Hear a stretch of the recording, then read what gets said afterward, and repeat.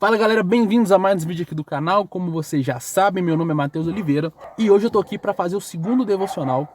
O versículo que eu queria trazer hoje, a passagem que eu queria trazer hoje, tá lá em Romanos, no capítulo 12, versículo 1. Está escrito assim em Romanos 12, versículo 1. Portanto, irmãos, rogo pelas misericórdias de Deus, que se ofereçam em sacrifício vivo, santo e agradável a Deus. Este é o culto racional de vocês. E bom, para ficar mais fácil de explicar esse versículo, vamos pegar ele ao contrário, vamos dizer assim. Vamos estabelecer, de trás para frente, culto racional. O que seria um culto racional? É a gente se oferecendo a Deus como um sacrifício vivo, santo e agradável. Primeiro ponto, cara, a primeira coisa que chama muita atenção é esse termo que Paulo usa, né?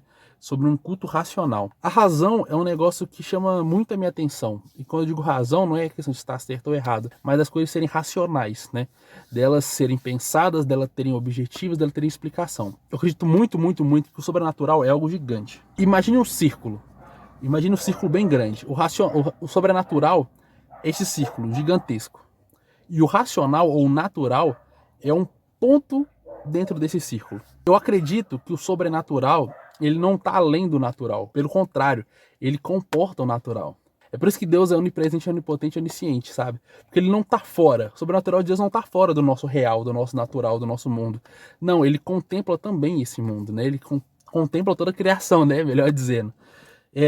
Por isso que eu amo essa perspectiva de um culto racional. Você saber por que você cultua a Deus. Sabe, eu acredito que tudo que a gente faz, tudo que o homem criou, todo avanço tecnológico que a gente tem, avanço medicinal, é da parte da graça e da sabedoria de Deus na nossa criação. E muitas coisas que acontecem, né, que aconteceram na Bíblia, muitos tipos de cura de algumas doenças, hoje a medicina também consegue fazer.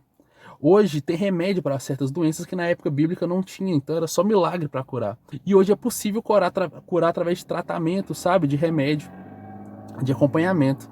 Eu acho isso fantástico, porque mostra como Deus se importa com os detalhes. Como Deus se importa que a gente entenda o que a gente está fazendo, o que a gente pode fazer. Como eu disse, eu acredito que a nossa inteligência é uma parte da sabedoria de Deus, sabe? A sabedoria de Deus é contemplativa. Ela contempla o natural e o sobrenatural. Ela contempla tudo, toda a existência. E a nossa inteligência, ela se expande a cada dia mais, mas ela contempla coisas naturais, coisas que nós podemos ver, coisas que nós podemos provar. Por isso que o que a gente acredita e não vê, a gente chama de fé, né? Que a fé é a certeza das coisas que nós não vemos, porque é onde a nossa sabedoria não alcança, sabe? É a sabedoria de Deus que alcança, então é a sabedoria dele se provando na nossa vida. O que é um milagre? É a sabedoria, a contemplação do poder de Deus se aplicando no nosso mundo natural. Só que, como eu disse, eu acredito que Deus é um Deus de detalhes. Por isso que muitas coisas que na Bíblia aconteceram de forma sobrenatural, hoje podem acontecer de forma natural. Deus nos criou para evoluir mesmo, para ser cada dia mais inteligente, cada dia mais sábio, cada dia mais parecido com Ele. O que faz com que a nossa sabedoria, muitas vezes, o nosso conhecimento, nos afaste de Deus, é literalmente o pecado. Ter pecado no Éden nos destoou a nossa visão do que é uma real sabedoria, do que é um real conhecimento. Mas isso é para outro assunto, né? Vamos voltar pro racional, pro culto racional. Deus criou a gente para que a gente saiba porque a gente adora Ele, cara. Ele quer que a gente faça com prazer, ele quer que a gente faça com amor. Ele não quer que a gente faça no automatismo, no automático. Ele não quer que a gente abra mão de alguma coisa que a gente nem quer abrir mão e nem sabe por que está abrindo mão. Ele quer que a gente faça de todo o nosso coração. Ele ama que a gente entenda o motivo da adoração. Ele ama que a gente entenda o poder da adoração. Agora vamos entrar nos tópicos de Paulo ali, do que é o culto racional. Ele pede que a gente se entregue como sacrifício vivo, santo e agradável. Primeiro, sacrifício vivo. Quando a gente pega a perspectiva bíblica sobre sacrifício, principalmente no Antigo Testamento, e com Jesus no Novo também, a gente entende que sacrifício é morrer. Entregar sua vida, né, para que ela seja tirada, vamos dizer assim, como forma de oferta. Quando Abraão vai sacrificar, que Deus manda ele sacrificar Isaac, aí o anjo manda parar e tinha um cordeiro, né, amarrado, então ele pega e sacrifica, ele mata o cordeiro. Então os sacrifícios a Deus no Antigo Testamento eram feitos assim, né, sempre era um animal, que às vezes era morto e tinha a carne queimada, tinha também algum tipo de sacrifício de primícias, né, de colheita, de coisas do campo, né, algumas formas de sacrificar o Senhor, mas sempre nessa ideia, principalmente quando era sacrifício animal, essa ideia de entregar a vida, o ato de estar vivo. E Jesus veio como último sacrifício, ele morre numa cruz por amor a gente. Então ele morre, Jesus ele para de respirar, ele expira pela última vez, ele morre. E depois ele ressuscita. No terceiro dia ele ressuscita. E eu acho interessante como Paulo fala assim, de se entregar como sacrifício vivo. Eu entendo muito que nessa análise é literalmente a gente ter sabedoria. Sabedoria, a forma que nós vamos nos entregar a Deus. Porque o que eu entendo como um sacrifício vivo?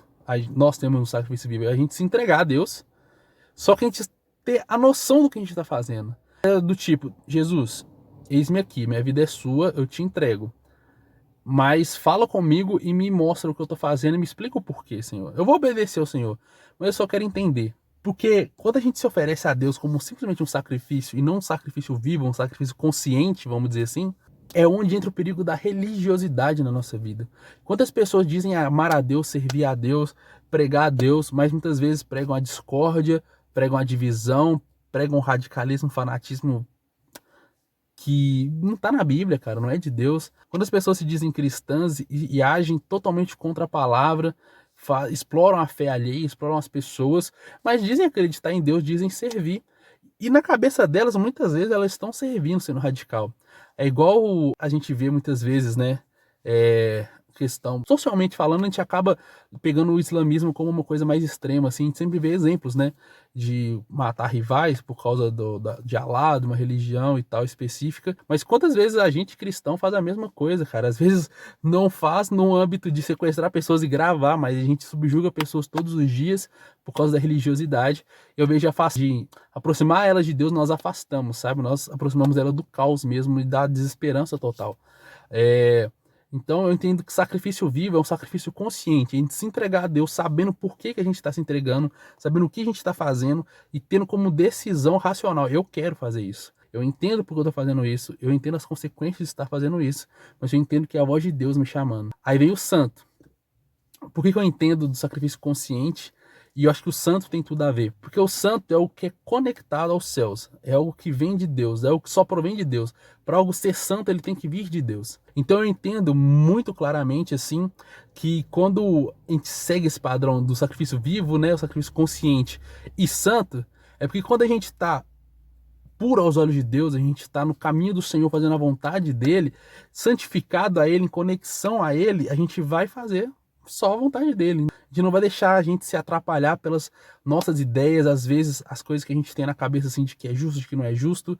A gente não vai deixar que isso nos atrapalhe, a gente vai focar no que é a vontade de Deus e fazer totalmente a vontade de Deus. E por último, o agradável. Eu entendo assim que se nós somos um sacrifício consciente, a gente sabe o que está fazendo, se a gente é santo, a gente está sabendo o que está fazendo, faz apenas o certo, o que é a vontade de Deus, automaticamente nós nos tornamos agradáveis a Deus. Nós entendemos que Deus nos deu uma missão que precisa de ser cumprida, que ela tem um passo a passo para ser cumprida, e para que a gente cumpra essa missão, a gente não pode se desviar de nenhum dos três módulos, né, vamos dizer assim.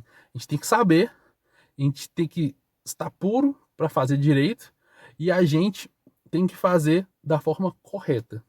Porque muitas vezes acontece isso, você está ouvindo Deus, você está em conexão com Deus, mas na hora de executar, você acaba executando da sua cabeça, né? A gente acaba executando da nossa cabeça. Então, eu entendo muito que o culto racional são esses três pontos mesmo, sabe? Porque eu sirvo a Deus, eu sei porque eu sirvo, eu amo a Deus de verdade, eu amo Jesus, eu amo o sacrifício da cruz. Cara, eu amo tudo que foi feito pela minha vida e pela vida de toda a humanidade. Se sim, cara, eu tenho me comprometido à vontade de Deus, me santificado à vontade de Deus, para que eu cumpra somente a vontade de Deus e não estabeleça coisas da minha cabeça. E se sim, eu estou fazendo segundo a vontade de Deus, estou sendo agradável a Deus, Ele tem olhado para mim e sorrido, Ele tem olhado para mim e encontrado felicidade porque eu tenho feito a vontade dEle.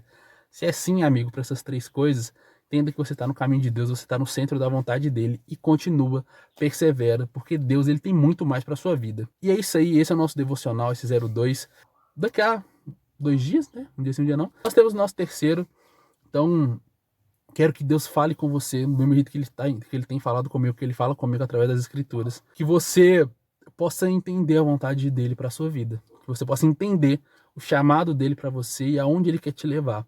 Não por imposição, mas por amor. Então é isso aí, tchau, tchau, fiquem com Deus, Jesus abençoe vocês e fui! Ah tá, e sejam luz.